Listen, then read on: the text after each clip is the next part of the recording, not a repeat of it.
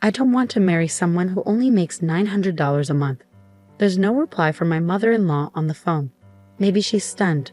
Hello, are you there? I'm talking about the mother of a man who only earns $900 a month. What are you talking about? I'm saying Aaron only makes $900 a month from his part-time job. I think you might be missing a zero. No, I'm not. It's really $900 a month. My name is Maria, and I'm a 29-year-old housewife.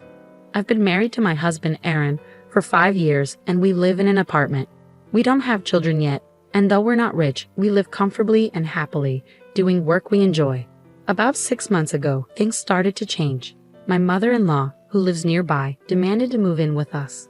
Despite our efforts to explain that we couldn't accommodate her, she didn't listen. To my surprise, Aaron supported her, which caused a lot of tension between us. Then Aaron made a troubling decision. After my father-in-law passed away a few years ago, my mother-in-law had been living alone and managing fine. But she started feeling uncomfortable being by herself and wanted to move in with us. The real reason, though, was that her house was old and falling apart. She didn't want to pay for the renovations, so she figured moving in with us would solve her problem. When we got married, Aaron promised that we wouldn't live with his parents. His parents' house is just a 10-minute drive away, so if she needs anything, we can easily go there.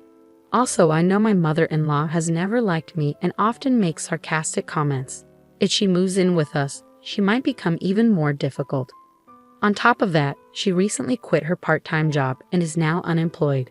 If she moves in with us, we would have to cover her living expenses too, which we just can't afford right now.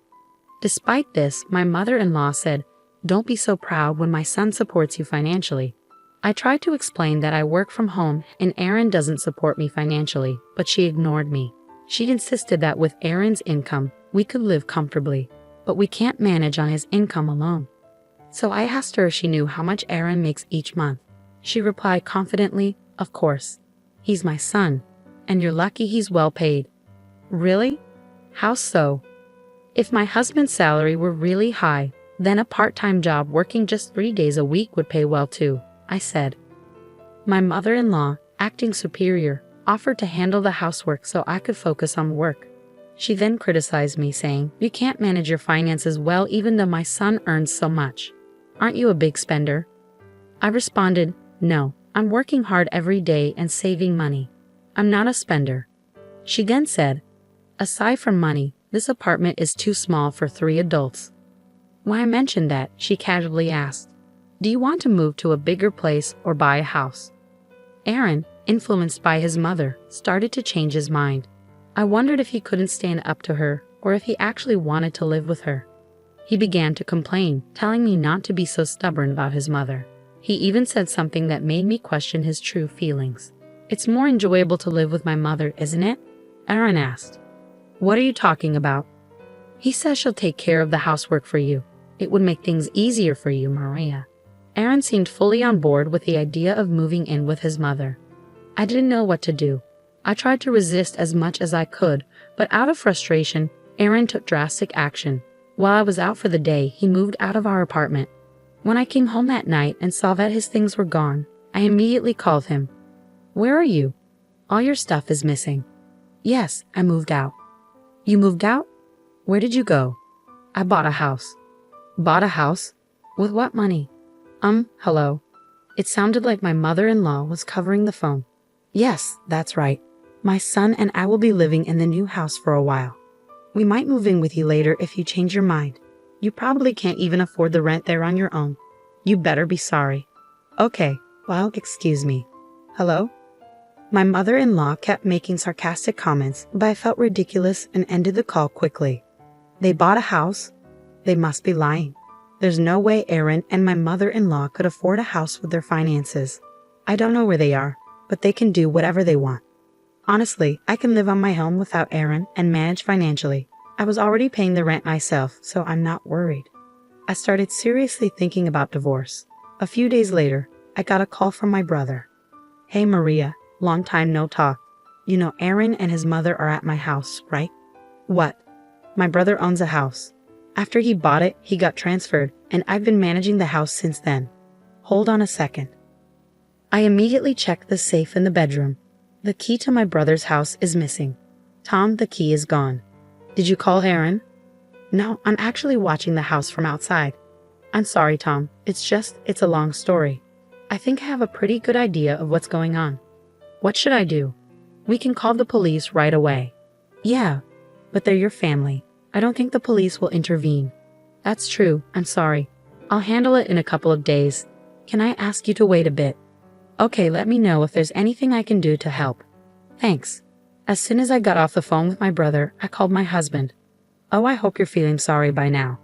Why is my mother-in-law picking up? Where are you? Oh, you don't sound very sorry, do you? Where are you? I don't mean to tell you anything, my mother-in-law said smugly. You're desperate, aren't you? You don't want to give up your husband with a $9,000 monthly salary, she continued. $9,000 salary? Who were you talking about? Of course it's my son. A son with enough money to buy such a splendid house. Ha ha ha. I couldn't help but burst out laughing. What's so funny? She asked, sounding offended. Aaron said that if you don't listen to him, he's willing to divorce you. I see. Then divorce is fine, I replied calmly. How stubborn are you? If he dumps you, you won't be able to make it on your own, will you? Of course I will, I said confidently. I don't want a husband who only makes $900 a month. There was no response from my mother-in-law on the other end of the phone. Maybe she was speechless. Hello? Are you there, the mother of a man who only makes $900 a month? I asked again. What are you talking about? She finally replied. I'm saying that Aaron makes $900 a month from his part-time job. I explained. I think you're missing a zero, she said. No, I'm not. It's $900 a month. When I asked Aaron about his salary, he said around 9. Yes, that's right, around 9, I confirmed. Well, I guess it's hard to believe that your son only makes $900, I said. $9,000 is quite a high salary, she replied, still clinging to her misconception. It was thanks to my salary that we could pay all our expenses. By the way, my salary is around $500. You mean $5,000, according to how you're thinking. I'm not being supported by him. My husband quit his job a few years ago. Since then, he's only worked part-time 3 days a week. When I told my mother-in-law about this, she didn't react. I continued with my story. By the way, the house you're living in right now, the one you think my husband bought, it actually belongs to my brother. What? No, Aaron bought this house, she insisted. My brother bought the house, and I was in charge of it while his family lives in another area. He gave me the key, and Aaron took it without permission. What you and Aaron did is a criminal act, and I'm going to report it to the police. Wait a minute, my mother-in-law blurted out, clearly caught off guard. Okay, we'll leave, but please don't call the police. My mother-in-law hung up the phone, shouting. I'm sure she and Aaron are in a heated discussion now. When I went to check on my brother's house afterward, both Aaron and my mother-in-law were gone. They must have rushed back to her house in a panic. I immediately contacted my brother and apologized for the trouble my husband had caused. I still had one thing left to do, divorce my selfish husband. I signed the divorce papers and sent them to my in-laws' house. A short while later, my husband called me in a panic. You're kidding, right? I'm sorry, and I apologize about the house. So please reconsider, Aaron pleaded over the phone. I can't be married to a thief. Please enjoy living with your mother, whom you love so much. I can't stay with someone who doesn't respect me. Get a full-time job and good luck making $9,000 a month, I replied firmly. Aaron didn't sign the divorce papers right away, so I hired a lawyer. With legal help, the divorce was granted without much hassle. I was finally free from the impossible situation of dealing with my husband and mother-in-law trying to force me into living with them. My ex-husband and mother-in-law continued to live in their shabby house. Aaron tried to find a full-time job by going to the unemployment office, but because he had been working part-time for so long, it was difficult for him to find a company willing to hire him full-time. They are still living on his $900 income, and my mother-in-law had to start working part-time again.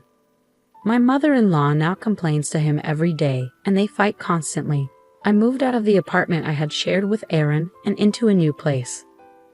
I no longer have to support him financially, and now that I'm on my own, I can focus on my work from home even more than before.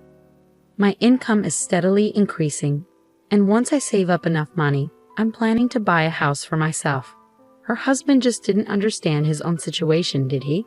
If he had thought about it properly, he should have been grateful to his wife. Instead, because he didn't appreciate her, he ended up in this unfortunate situation. It's a good thing that Maria divorced him. Maria, enjoy your peaceful life from now on. Thank you for watching.